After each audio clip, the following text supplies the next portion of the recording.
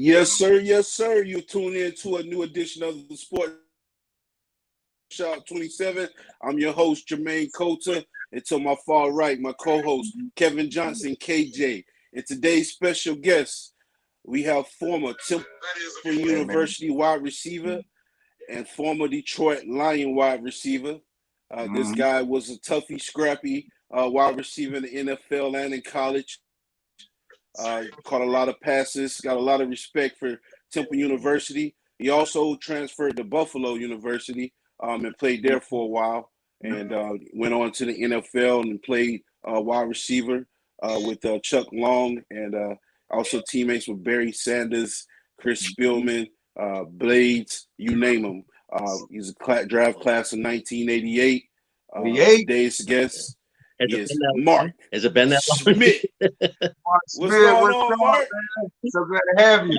Good to see you. It's good to be with you guys. Thanks for having me. Appreciate it. Yeah. It's been a long time, since I used to do this stuff. So, hey, it's all good. We're gonna have fun. For the people that don't know you, Mark, let them know where you're from and a little bit about your background. Well, I'm originally from Buffalo. I was born in Connecticut, but I'm originally from Buffalo, New York, and I went to school in Connecticut. And went to school at Suffield Academy, which produced Vinny Del Negro, a couple guys that went to Clemson and went on to the league. And then Bruce Arians, who just won a Super Bowl, offered me a scholarship at Temple, and played there for a couple of years, did well, but was pretty much done with football. I was tired of it. I was shot with it. I didn't really care about it that much.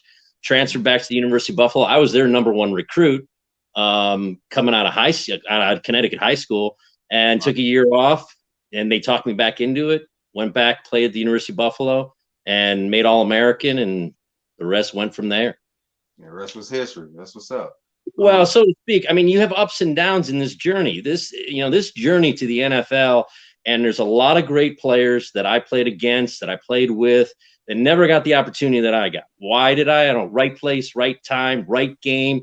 Those were different days. I got lucky with a guy named Ron Hughes, who was head of scouting with the Detroit Lions, who was watching me play a game at Villanova University my junior year, and he was looking at a running back from Villanova University, and saw me play. I made ECAC Player of the Week. He liked me from that point onward, and from that point onward, actually, and I made All-American, and then got on the big board, which is the top 20 players at each position in the NFL. That the NFL is looking at, and I made the big board after my junior year. Better to have a good junior year than senior year in college. There you go. Hey, take us back to your childhood, though, man. What age you started playing sports, man? What sport was the first? Better basketball player. I played with Vinny Del Negro in high school, and I went to Suffield Academy. Vinny played 14 years in the NBA. He was a sophomore when I was a senior, and I got the MVP. And I had more offers to play basketball in college than I ever had to play in football. Okay. Went on to NC State, made first team All ACC, was a second-round pick of the Sacramento Kings, and he played for San Antonio for all those years. And Vinny and I still stay in touch to this day. Was I a kid that wanted to play in the NFL, or said, "Oh, I'm going to play in the NFL," and that's what I want? No. I didn't even play high school football until I was my junior year. Never played. Didn't play in Little League, and then my junior year, I played and I led the state in interceptions. As a safety. And then the next year I think I was second in the state in interceptions. And the more you can do, coming out, and then Arians saw me, and I had a lot of offers. Oklahoma State was my second pick. So, came down to Temple, and my mom said, "Well, you're not going to go to a football factory." And nothing against Oklahoma State. I loved it. But Temple offered a great academic program and full scholarship, and Coach Arians was there, and that's what, which we don't want to go through that. Those were different days, guys. We had some really good times on those trips. So the NCAA's cracked down on that now. It's probably a good thing. So, but it was all, it was a whirlwind. It's all that, like I said, everybody's journey is different, and it's some guys, they're 10 years old, and that's what I want to do. I want to play in the NFL. I want to, I wasn't like that. I didn't know I was actually good enough to do any of this for a living.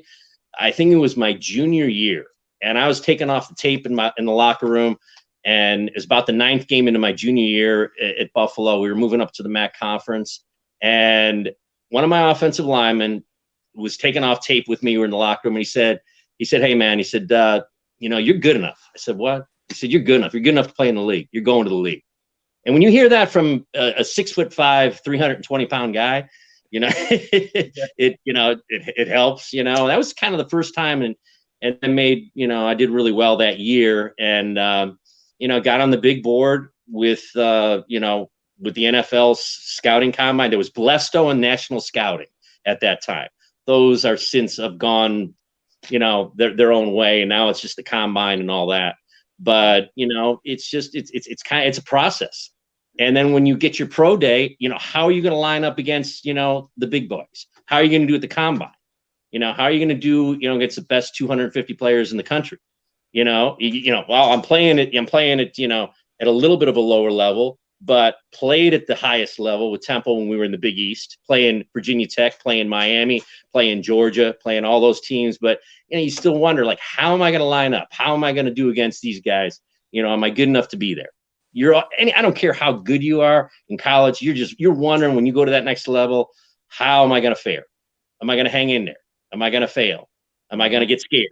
Am I not going to be able to deliver? All that stuff. And anybody who tells you that's not in your head, they're lying to you.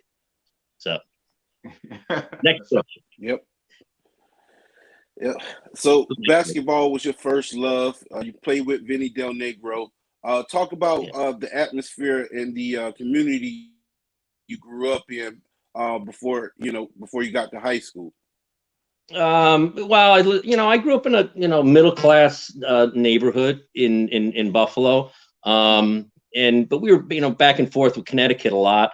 And I went to Catholic school. Played basketball in a Catholic school. Played baseball, but never played football. I was team captain of my 8th grade, basketball or baseball team, captain of my 8th grade, basketball team and track team and all that stuff, but never really played football. But I was a pretty good athlete and always had decent numbers, could always run. It's with the run. Everybody in that league, what I noticed, everybody can run. You notice that when you go to your first training camp and you do kickoff. And your kickoff team, and you see, and I had speed. I was, I played in all the All-Star games. I played in the Blue Gray Classic. I was an alternate for the East-West Shrine game, and so you're always in that situation when you're growing up, and when you get into high school and college, and then you try to go to the highest level. You're always comparing yourself. It's always in your head. It's always on your mind. What I had gone through was an obsession. I was obsessed with basketball. I was obsessed with football. When I got to the certain point, did I think about making a living at it? Probably not. I just wanted to get a scholarship to college, get my education paid for. And then, I don't know, maybe in the back of my mind somewhere it was, but it was not a whole life endeavor. No, not at all. So. Understand. So who are some of the coaches that, influence you in those sports? You said you played baseball. What position did you play in baseball? And I'm assuming in basketball, you were probably a shooting guard. Shooting guard. Yeah, shooting guard. Just seeing how hard Vinny had worked, and I worked alongside with him. I was a little bit older than him. Dennis Kinney coached me in high school, who was a great high school coach up in Connecticut. One of the best, coached at Suffield Academy for 30 some years. And then to see how we would line up against the public schools in Connecticut, which at the time, in the Hartford schools, there were a lot of talented schools in the Connecticut area. And we beat all of them. we buried all of them. We were a New England champion. We were fantastic. And Vinny was getting looks, already as a sophomore. Valvano was already on to him his sophomore year. A little bit on him. There were some coaches that were on to me, but I was on my way out, and then I had the football thing going on. And a lot of the college coaches in the basketball area knew, well, he's going to play football. He's not going to play basketball. And then there were some of those smaller schools, up in New England, where you want to play both. And I'm like, no, you know what? I was already ahead of the curve. I'm not doing that. That's just too much. So then you start me in August, and I'm going to go all the way for basketball all the way until April. No, I'm not doing that. I knew I wanted to play one sport in college. I was good enough to get a scholarship at a Division I place. Chose Temple, and that's it. Went from there. Cool, man. So you go to high school, you played basketball there still. You made the decision to stick with football. Who were some of the rival high school teams that you guys played in your area? And name some of the competition or some of the players that happened to go on to college and play, or possibly NFL.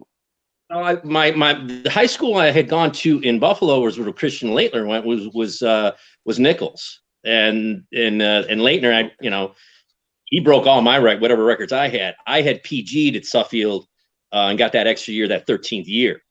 So I had got, so it was Laettner, Curtis Aiken, who played at Pitt,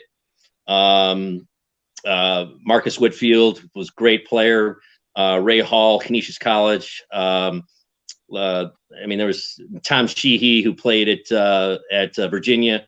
I'm going back a ways here, guys, but played against some terrific competition up in Connecticut. It was just it was good. It was good. It was real good. Football wise, we played against Loomis Chaffee. We played against Deerfield Academy, Choate Rosemary Hill, Andover, Exeter, all that prep school league, which up in New England is fantastic. I mean, it's great academic schools, great athletic schools. So it was a boarding school, was what Suffield was, and but the kingpin who came when I played, where Christian Laettner came out of high school. So up in Nichols, and then played with Vinny Del Negro up in Connecticut. So two guys, I guess you combine them, I guess they got about 27 years in the NBA. So yeah, I got you. Yeah. Talk a little bit about your head coach playing for him, and what kind of offense did y'all run at that time? Well, you talking about in college, or are you talking about in college? In high school, we ran when I was at Buffalo, we ran Brigham Young's offense. I mean, to the T. And in college, I played on the outside. Now, a lot of guys. Can I speak freely here? If you're going to play, I played on the outside in college.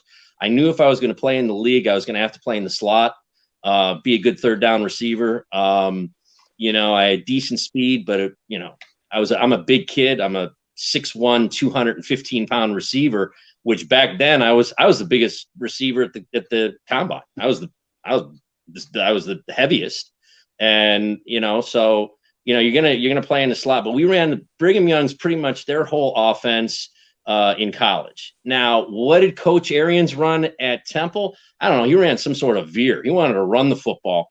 Coach Arians has changed a lot over the years. But we had Paul Palmer, who set the NCAA record for rushing yards. I mean, he beat, a lot of Marcus Allen's records.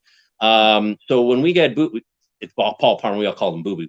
But when we got Boo Boo at Temple, man, we ran the ball a lot. We had Lee Saltz at quarterback, who was with me in Detroit for a little while and then played for the New England Patriots.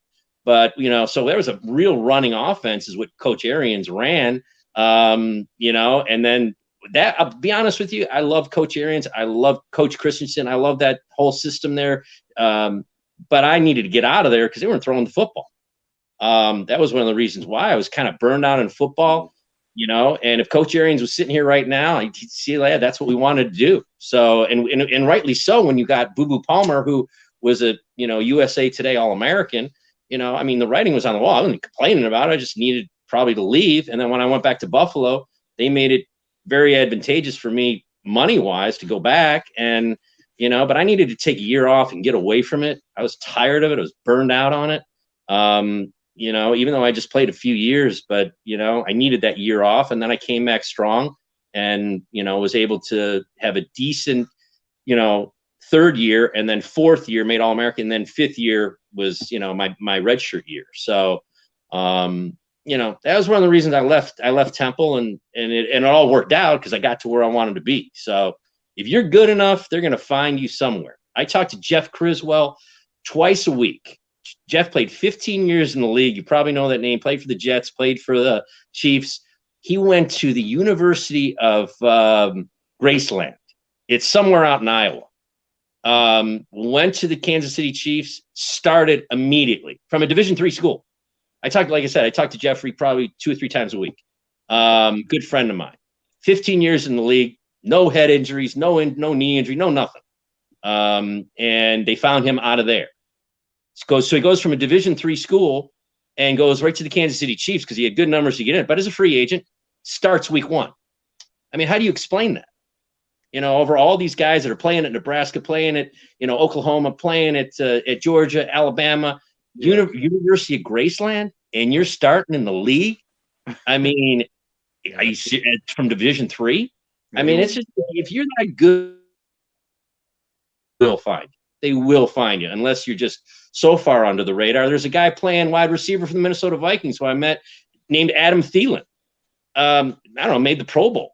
Adam Thielen said, was anybody fighting over you to sign you as a free agent? He said, no, because nobody even talked about me, So, I mean, there's a guy that, and there's a lot of guys like that. If you can play, they're going to find out about it, but you got to be on that level. And there's so few Adam Thielens out there.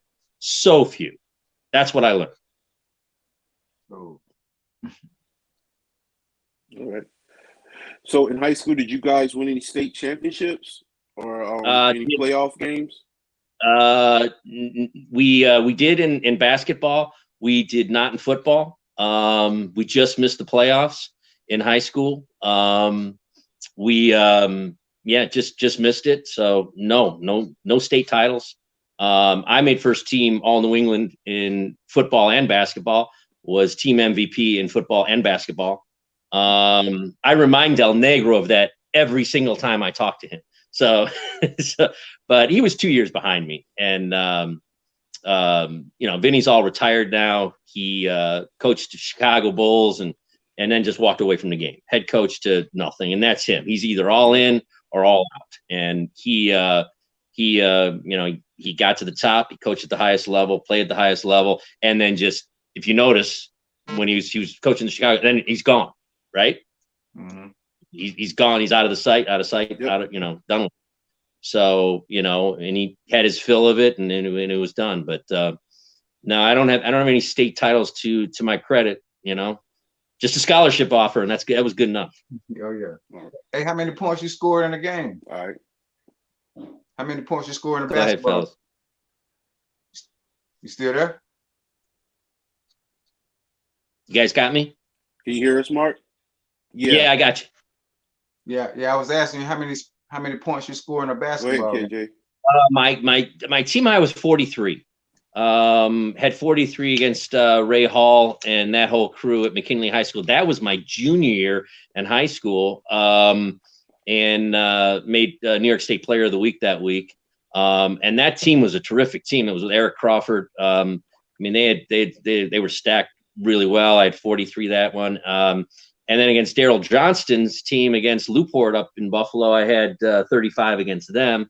That was my second highest game. And then my highest game up in Connecticut was against Loomis Chafee. I think I had 34 or 36 in that game. So I was a number 2 guard, but I had, on my pro day at, with I think Detroit, Denver, Philadelphia, I had a 37-inch vertical jump, which is pretty much the highest of that year. So right. I could throw it down any which way you wanted me to. So, that's what's up. So you go into your process, Mark. You got a bunch of teams looking at you. Who's on the board at the time, and why did you choose Temple? That I think, Detroit kind of come from nowhere. Philadelphia, Miami, Cleveland. Mm-hmm. We're talking about high school now. Just 1 second with you because Coach Schottenheimer just passed away. I had gone down to Cleveland and I put this on my Facebook. Coach passed away about less than a year ago, Coach Schottenheimer. And they liked me and I had gone down. This is the days they would fly you in and they would run you. You didn't have pro day where the teams would come to you. You went down there. So I went down to Cleveland. I tested. Coach said, listen, we'll be in touch, whatever.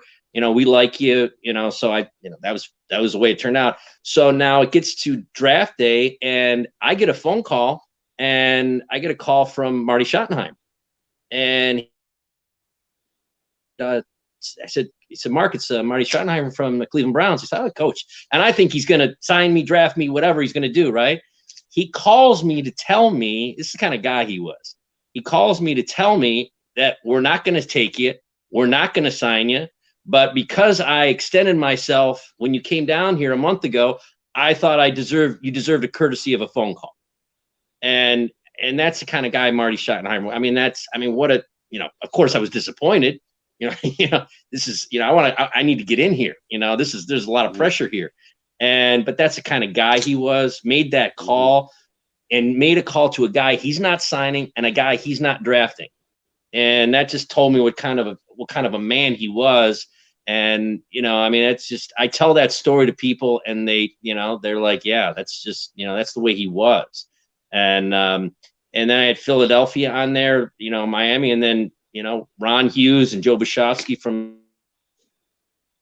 were on to me. And, Ron Hughes liked me a lot because he saw me play in person. He didn't do it. This was not the days of watching you just on film. Okay. I mean, these scouts and these personnel directors, they were at games, and so I had that, but did I think Detroit really liked me? Yeah, I guess sort of, but I was kind of surprised. I'll be honest with you. They did what they did, and they brought me in, and, I was just relieved and happy. And, and that year I was the first player in the whole draft and all the free agents. I was the first player that year to sign an actual contract, and I signed a 3-year deal, like within 48 hours. We got it done right away. That's written down somewhere. I don't know where it is, but it's written down somewhere that I was the first player, signed to an actual contract from that draft. So, I just wanted to get in somewhere. I was a little surprised, but I got my foot in the door, so that was cool. And now you got to go to work. Now you got to figure out what in the hell you did, and you got to go to work against the best of the best. So be careful what you wish for. That's right. Yep. So we want to backtrack a little bit, go back to Temple a little bit. Talk about the type of offense you guys ran there at Temple. I know you went to Buffalo, where they probably threw the ball a little bit more. Talk about the difference between the offenses at those two universities before you got to the NFL. Yeah, no, it like I said, it was we were basically in what we call a Gator set in Buffalo, which is a 3 wide receiver set.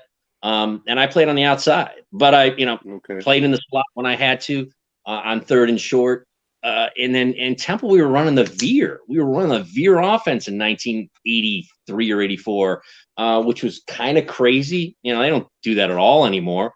But that was, again, what Coach Arians wanted. And he wanted, that's what he wanted to run the ball first. Again, Paul Boo Boo Palmer's back there. So John Reenstra is a first 10 selection pick at guard, who to the Steelers as the 8th or 9th pick. So, I mean, running the ball became, the forte down there. And that's just what they wanted to do. We didn't really use tight end at all except to block. So and then we went to Buffalo, then, we were in Gator set most of the time, which is a 3 wide receiver set, 1 running back. We did run a fullback a little bit, but we were, and we did run a tight end, but it was Brigham Young's terminology. And Brigham Young, you got to understand, this is 1987, BYU, the Jim McMahons, Ty Detmer was just kind of coming into his own, Mark Wilson, and, offense was, what was in the 80s, especially in the mid to late 80s. Brigham Young won a national title in 84, beating Michigan in the Holiday Bowl. Yep. And we really adopted that offense. And the thing about that offense is when you played in the slot, you were the slot receiver. And when you played on the outside, you were the outside receiver. And to learn everything, and we were playing a game, I don't know who the heck we were playing, we were playing Ohio University or something like that. I had to learn from the outside receiver to learn to play in the slot. In 1 week, you got to look, again. And I was able to pick all that up. And my coaches went to bat for me with the NFL coaches saying, listen, this kid can pick up offenses really quick. He can play in the slot. He can play on the outside. He can play at the wide receiver if he needs to. And it's more stuff you can do. Not to mention the fact that in high school, I led the state in interceptions, 1 year and it was second the next year. So, he can play on special teams. I held for Eddie Murray. Eddie loved me as a holder. Any way you can get yourself in the door, get yourself in the door, but comparing those offenses, like you guys ask, huge difference. You're talking about Temple who threw the ball maybe 15 times a game, where I'm going up to the University of Buffalo. We're zinging it 35, 40 times a game. So, where do you want to be? One other thing that you learn in your first of all, mini camp, when you're a rookie, especially as a receiver, quarterback, I don't care if anything on offense, it's a Chinese fire drill. Excuse my expression, but it really is. Nobody has a clue. Okay. And you're just trying to figure it out and grasp it. And, and the coaches are trying to go fast to see who's catching on and who's not catching on. And, and I had a really good mini camp, coming into Detroit because I was rooming with Eric Hipple, which certainly didn't. Chuck Long was just coming in and, I was in the right place, right time there. And I was holding for Eddie Murray. So, hang out with veterans, be good to veterans, buy veterans food when you can, and it'll help you out. And I had held in high school, I had held for field goals and extra points in college. And, Eddie thought I was decent. So whatever, Hipple helped me out a lot. And so it was, it was good. It was do whatever you can do to get on the field and to stay there. Yes, sir. So we have some clips we're going to get into the 1988 season. I think this is the first game. I don't know what team you guys played, but we're going to go ahead and check it out. For those that are watching, make sure you subscribe on YouTube and follow us on Facebook. Also hit that follow button on Spotify and Deezer as well. All right, let's go ahead and get into the clip real quick and find out which team you guys played your first game of the season. In Pontiac, the Falcons and the Lions, they totaled all of 7 wins last year, and that's why only 31,000 showed up at the Silverdome. The Falcons look good on their first possession. Davis hits a 19-yard field goal, 3-0 for the Falcons. But that was about it for Atlanta as the Lions would take over. Chuck Long, 7 yards to beat Manley, 7-3 for the Lions. He takes it between 2 defenders. Long would have a good day. Only 107 yards passing, but 13 of 19. Turnovers would cost the Falcons in the second half. Second play, the half. Riggs is hit, and the ball is recovered by the Lions as it bounces around for a while. 7 plays later, Gary James from the 1-yard line just pounds his way across, 17-3. James with a good day as well, close to 100 yards. One bright spot for the Falcons, Chris Miller, the young quarterback, 24 of 36 for 205 yards. He goes to Alex Higdon on this play. Just zips this one in there, into the corner of the end zone for the touchdown. But the Lion defense was tough. Rookie Chris Spielman is going to Federal Express Sylvester Stamps. As he catches him here, boom. Everybody bowls him over. He hangs onto the ball. Marion Campbell says, has the season started yet? 31-17 is the final. James, 96 yards and 24 carries. The Lions had 4 wins last year. The Falcons had 3 wins in this one. So think about this one. Neither of these teams would show their faces in South Korea. Chris, back to you. We're still thinking about that one, John. I thought they were the 4 best linebackers in the league. Those guys were great. And we had Benny back deep. And, the defense was really solid. Eric Williams. We had a good defense. We really did. But offensively, and Chuck had a good first game, but as a wide receiver, and I was partial to this, and it's great that you guys came up with that clip, by the way. That's really cool. Chuck was a first out of Iowa, had a great career, was second in the Heisman to Bo Jackson, and Detroit took him in the first round. And we got a guy who I felt was my roommate, who was 8-9 years in the league, who honestly, and Chuck went on to have a great college career in coaching and was a first round pick. And again, all that stuff I just told you about Iowa and everything. But I felt we had better quarterback, who was 9 years in Eric Hipple. And he replaced Chuck, I don't know, midway through the season. Eric Hipple was he was a sharp guy. He was just so heady, so good out there, such a good leader. And I wasn't the only one. It's nothing against Chuck Long. His resume speaks for itself, and especially as a coach, and especially being number 2 in the Heisman behind Bo Jackson. Personally, if you ask me who was the better NFL quarterback, I'd take Eric Hipple any day of the week. And there was a lot of guys that knew that. Okay. Or first round pick as a quarterback, when you got a guy sitting on the bench who, in my opinion, was a better quarterback. So I don't know, what the heck do you do? These are things that, and then we went through a coaching change with Coach Fonz. Yeah. Coach Fonz came in and Coach Rogers got fired. So we had to go through that too. So craziness in Motown. All right. Yeah. To talk about playing with Chris Spielman and, the next year following your draft year, you get Barry Sanders on your team. Yeah. Talk about him getting drafted and the impact he made immediately. Well, I will tell you about Chris Spielman. Chris Spielman, and this is what, if he was sitting here right now, he'd say, yeah, okay, that was the case. He didn't want to. This is funny. First week or two of practice of training camp, wasn't hitting people. Didn't like hitting his own people. Didn't like hitting his own teammates. And then we had, as the season started to go along, preseason, whatever, all of a sudden, veterans, everybody started turning their head like, oh my gosh, look at this guy, but it was a slow process. Chris never liked hitting teammates, just didn't like hitting teammates, never did. Wow. But he was good right away. He was a tackling machine, and he was just, he made such a great transition from Ohio State to the NFL. And he was a 31st pick. And if Chris was sitting here right now, I'd be like, I was a first round draft pick. Well, no, there were only 30 teams in the league. So you were a second round pick, and that aggravates him. But anyway, he was, if there were 32 teams, he'd be a first round pick. But he was good right away.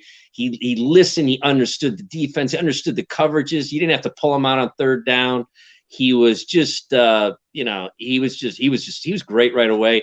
I think Blades, who he and I went at had a few, this is back in the day where you fight in training camp, and that's all stopped now. Blades and I get into it more than once. And that's just the way it was. Great player, but it took him a little longer to get into the NFL game, in my opinion. This is just my opinion. Than Chris Spielman, he was good right out of the gate. Dennis Gibson, Iowa State, good right out of the gate. Michael Colfer, good right out of the gate. Jimmy Williams, all those linebackers that I just mentioned there, they were all fantastic right away. Blades took a little while to adapt to the NFL game, and that happens sometimes. I mean, that's just the way it is. And then the next year when Barry Sanders came in, and then that, again, just like I said, Boo Boo Palmer in college at Temple. Well, you know what? Guess what? You got Barry Sanders. How much are you going to throw the ball? So I mean, and these coaches, whoever played for Font or whomever, or Bruce Arians, or Bill Dando back here, you gear your offense and your defense, especially your offense, to what your talent is. I mean, and they do, and these coaches did. Arians has done it in the NFL at the highest level. Fonts did it in Detroit when he had Sanders versus when he didn't have Sanders. You gear it to what you got, and that's all you can do as a coach. That's just the way it is. So don't complicate it. This is where our strength lies. Get the ball in the hands of the guys that can make something happen. That's right. That's been said. That's Collinsworth says that every week on TV. Playmakers. Yeah, get it to your playmakers. Get your ball to your playmakers. Yeah. So that's, but like I said, for being an All-American in college, and, as good as I was, I was always hanging on in the league. hanging on, just trying to hang in there and stay there as long as you can. And I will share this with you guys right now. When I was getting done with playing football, I could have gone to Canada and played. Going to play in the NFL or not. 1 week out of being out of the league, I had a job in broadcasting, doing color commentary within 5 days of leaving the league. Got it right into broadcasting right away, and I did that for 7 years. Yeah. I did color commentary for Syracuse, and then I did color commentary for the University of Buffalo, and did it for 7 years. So I was always thinking about that. I was sad for about 2 minutes, and I said, "Nah, listen, turn it into something." And they had an opening in color commentary, and I got into it. And like I said, I enjoyed it. I did it. I worked for MSG for a couple of years, worked for the Empire Sports Network for a couple of years, and kept getting a paycheck, talking about football if I can't play football or I'm not getting a scholarship. So got a scholarship out of it, got to the league out of it, made some money out of it, and got a broadcasting career out of it. Right. So, that's just kind of the way, play it smart. Any young kid out there, play it smart. When it's time to get out, get into broadcasting, get into coaching, get a job out of it where you can still be a kid and still talk about the game or still coach the game, and doing what you guys do. I mean, what's more fun than talking about sports? I mean, you guys are doing it, I mean, I know what the listenership is here. I was told it's great, so, any young kids out there, parlay it into something that you can do until you're 40 or 50 or 60 years old. Yeah, that's right. There you go. All right. So we got another highlight. I'm just going to show a little clip. Let's check out Barry, of Barry Sanders. Touch on him as a teammate, as a guy. Heard he's a great guy. Even better player in person. But he was just a good kid, nice kid. He would try to attend, I guess, everything he was asked to do outside of the game, for appearances. He didn't know that you could say no to this stuff. He would say yes to everything as a rookie. I'll go to that. So, and I think some of the veterans had talked to him Barry, you don't have to go to all this stuff. You can say no to, appearances. You don't have to show up. But he was such a good-hearted kid, and do you want to say? I don't know if you want to piggyback that with a question, but he didn't say no to anybody. He was just a good kid, and I had a link a little bit to him because Thurman Thomas ended up in Buffalo and married a girl who I knew. I knew her family really well, so. I had experience with Detroit and with Barry Sanders. So what did I do back in Buffalo? When I went back to Buffalo, I ended up hosting Thurman Thomas's show. That gives you an indication of the old boy network, guys. Wow. I hosted Thurman's TV show in Buffalo. Yeah. I co-hosted for 3 years, when I got done playing, again, a little bit of a link from Sanders, Oklahoma State, but, Thurman Thomas, Buffalo, New York. You guys see, you see the link, and I'm like, man, I got my foot in there. I got my foot in here, and you want to host my show? Yeah, okay. Well, I was already working for Empire Sports Network, which was carrying the show, and man, I lined that up for myself and did it for I think it was 2 years, maybe 3 years. I did it. So, again, those relationships, make it work for you. But go ahead and take a look at this clip, and then we'll come back and ask some more questions. Make sure you guys subscribe on YouTube and follow us on Facebook and Spotify and Deezer. We appreciate you tuning in. Let's go ahead and take a look at this clip. Ladies and gentlemen, I'd like at this time to introduce to you one. Oh, there it is.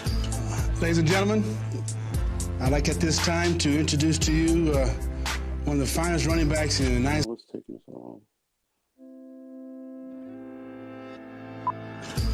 Ladies and gentlemen, playing on your side. I'd like at this time to introduce to you one of the finest running backs in the United States of America, our number 1 pick, Barry Sanders.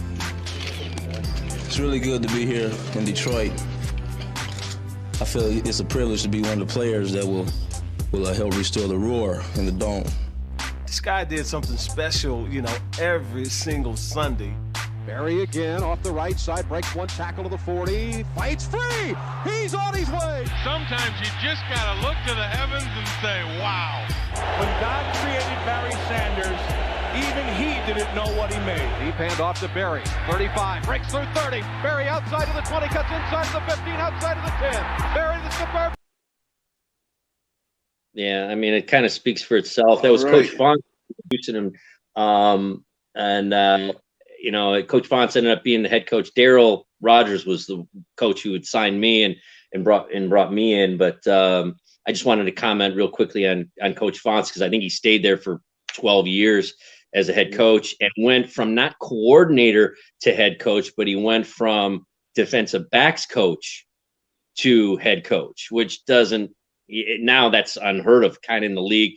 You know, it happens sometimes with some special teams coaches. I think Harbaugh in Baltimore was a special teams coach. The Raiders coach now that Gruden is out was a special teams coach who's now taken over at the interim. But back in those days, for Coach Fonts to get the head job from Daryl Rogers after Daryl got fired was kind of a big surprise. But he got that job because he was so charismatic. He was great in front of the camera. He was great with the fans. Players loved him. And our two coordinators were both Bob Baker and our defensive coordinator. They were kind of too old. I don't even think they wanted to be head coach. And Fonts was in good with the Ford family, and he got the head job, and he stayed there for. As far as Barry Sanders is concerned, it all kind of speaks for itself. His clips, his attitude, his ability to walk away from the game when he was in his prime.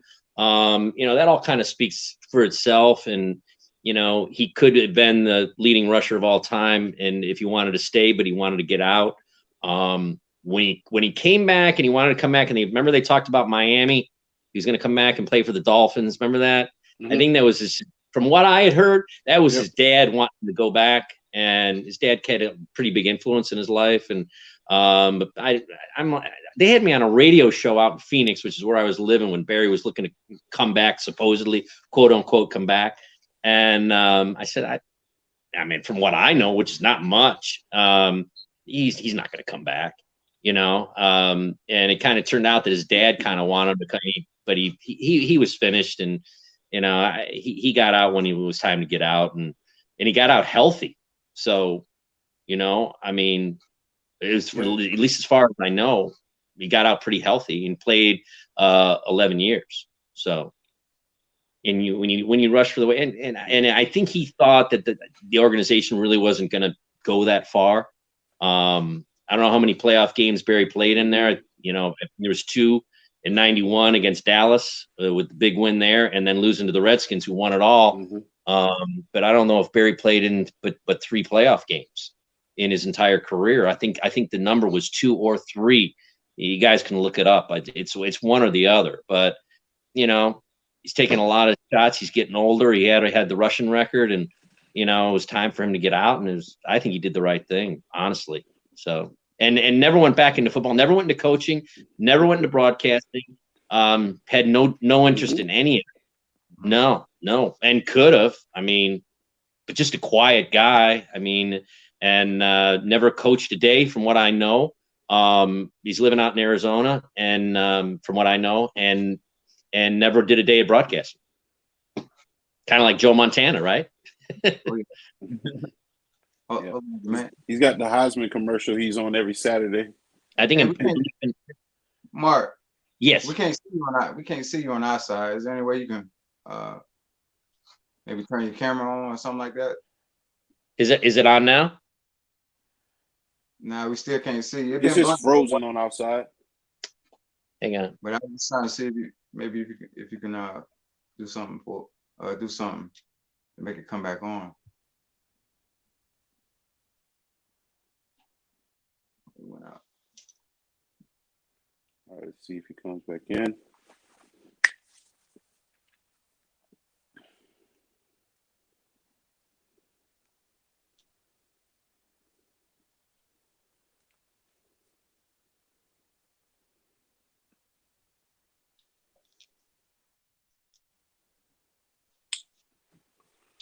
All right, here he is.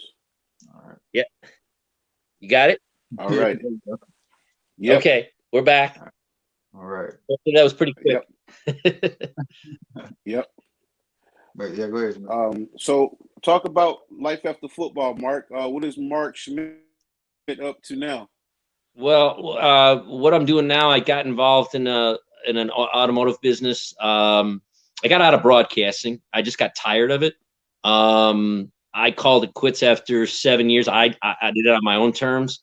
I went back and got an MBA. I have a master's in business, and ran an automotive business pretty darn well after my parents had died back in the New York area, in the Buffalo, New York area, and was able to sell it out in the last. I ran it for about 8 or 9 years, and was able to sell it out just at the end of August, and I retired August 31st.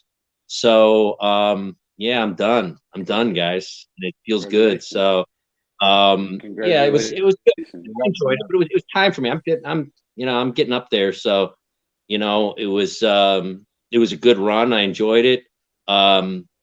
It was fun while it lasted, and then I had an offer to sell everything out, sell the name, sell the trademark, and of the automotive business and the rust proofing business and all that, and all the properties, everything, sold everything out, and retire. And I got the right offer. Did most of it during COVID, and had 2 buyers, and was able to ride off into the sunset, I guess. So I'm not doing much. I have a 16-year-old daughter. She's wonderful, and she's young, for as old as I am, but she's terrific, and so I spend time with her, and I've got some issues with neuropathy, pretty bad. So I work on that just about daily. I have small fiber peripheral neuropathy. I have some early signs of CTE, which is a little concussion syndrome. It's not that bad, but something there. But it is what it is. So I work on cognitive things all the time, and I'm trying to do as much as I can physically and mentally to stay sharp. I took a decent amount of hits, guys. I did. We all did back then, and we did what we had to do. Did I play some games that I shouldn't have played? Probably. Was there concussion protocol back then? Yeah, there was concussion protocol. I don't know, was it that serious? No, not really. But I try to work on me now, and this game is great, but for any of the young viewers out there, they're watching, and I don't want to turn anybody off, because I carried this game as far as I could take it. But you gotta really want this thing, nowadays, and you gotta be willing to play hurt and play injured. We had a saying back when I played the game at Temple, in the league, and at Buffalo, if it's not weight bearing, you got to go, you got to play. Meaning, if it's it's on your legs, you can't run, you can't move. You got a sprained ankle, you can't, anything above the waist, that's not weight bearing. You got to try to go. 2nd grade separation in your shoulder. Come on, get through it. Those things. I've had 4 operations on my shoulders. I had retinal surgeries in both eyes from hits to the head. It's C5, bad one. Severe neuropathy, knee surgery. I mean, I've had a lot of different things, and I still feel good. And I still work out every day, and I stay in really good shape. But this game takes its toll. It really does, and you don't realize until you get a little bit older. Are you willing to do that? You want to get hit that hard and still, keep doing this, and because you're going to get tagged. In college, I never really got hit. Really not that much. I could figure out, get tagged here and there. In the league, you get hit. You get hit hard. And you do, and it's just the way it is. But I just work on me now, and that's it. And I'm in a good place with everything, so that's good. That's good. Cool. Any shout out? Go ahead, KJ. I'm sorry. Yeah, that's what I was asking. You have any shout outs to any coaches, players? Oh yeah, Coach Arian, Coach Dan, years old. My college coach was great with me. You know, I love him. Marty Barrett, who worked for the Atlanta Falcons, who was my receivers coach here. Lou Carpenter coached me in the league. He played 11 years and he coached 31 years. He had the worst form of CTE that I think they've ever seen. I dealt with those emotional roller coasters. Jeff Chadwick was a mentor to me while I was in Detroit. Just a great guy, great athlete, wonderful person. Lee Saltz was there. Eric Hipple, you know, just all really good guys, giving guys, caring guys, not just worried about themselves, but worried about, you know, a rookie, you know, coming in and helping him out a little bit. You know, there was some really, and Coach Fonts and Coach Rogers, you know, for signing me, and you know, Ron Hughes, who believed in me. He liked me right in college. Who was head of scouting of the Lions. You know, my you know, it was a good run, and it, you know, I'd like to say hello to my daughter Azaria, 16. She's probably watching. So, but you know, it's great to be with you guys. Just really appreciate it, and you know, I'm a fan. Now I'm gonna be watching this. I'm gonna be watching you guys now. Now you drew me in. So now I'll be a fan. I'm gonna watch you. You had me, so now I'm gonna be a fan of you guys. Okay. All right, cool. Hey, sir, man. That's the boomerang effect. We appreciate it, sir. Thanks for coming on the show. That's great information. Yeah, for real. Yes, sir. Good. I'm glad. Well, hopefully, we appreciate you coming on the show and sharing your wisdom with us and your story. Yes. And just let the people know, it's not really how you start, it's how you finish. Great to deal you guys with too. Tune in to another. I'm sorry. Go ahead. No, I just want to thank you guys. You know, leading up, you guys are very gracious and wonderful to work with, and you know, really to work along with and get this thing off. So I want to thank you very much for it. Appreciate it very much. All right, thank you, man. Hey, no problem, Mark. You're always welcome to come back to the shop. We'll leave the light on for you, okay? Just like Motel 6, baby. Yes, sir. All right. Yes, you know it. All right, guys. You just tuned into a new edition of the Sports Shop 27. I'm your host, Jermaine Coulter. Thanks for my co-host, Kevin Johnson. I'm sorry, Kevin Johnson for coming on. And we'd like to thank special guest, Mark Schimdt, former Temple University Buffalo wide receiver, and Detroit Lion. All right. For everybody watching, make sure you subscribe on YouTube and Facebook. Follow us on these and Spotify. Thanks for tuning in. And it's not how you start, it's how you wet, KJ. You finish. Keep going. Thank you, guys. That's how you finish. All right. Wear your mask.